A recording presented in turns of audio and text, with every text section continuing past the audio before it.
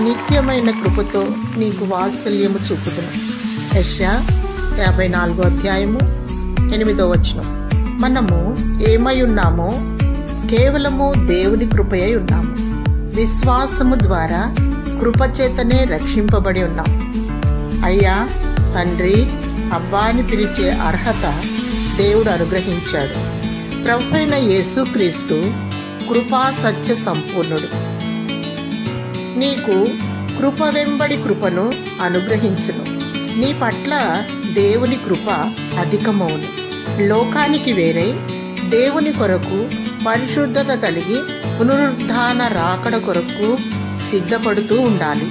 అనాది కాల సంకల్పము చొప్పున జగత్పునాది వేయబడక ముందే దేవుడు నిన్ను ఏర్పరచుకున్నాడని ఎరిగి బహునిష్టగా దేవునికి ఇష్టంగా జీవించాలి. అధైర్యపడకు, నీవు ఒంటరి వాడివి కావు. నీ పక్షాన దేవుడున్నాడు. నిన్ను అనాథగా విడువడు. శాశ్వతమైన ప్రేమతో నిన్ను ప్రేమించుచున్నాడు. దేవుడు తన వాత్సల్యమును, కృపను చూపుచున్నాడు. ఆయన నీ పట్ల ఆయన ఒక్కరే నమ్మదగిన దేవుడు. తన వాగ్దానమును నీ పట్ల నెరవేర్చును. జీవగ్రంథమందు నీ పేరు లిఖింపబడిన నిన్ను వరుడు తన రథములో కొనిపోబడును. దేవుని స్తుతించు. దేవుని కృప నీకు తోడయుండును గాక. ఆమేన్.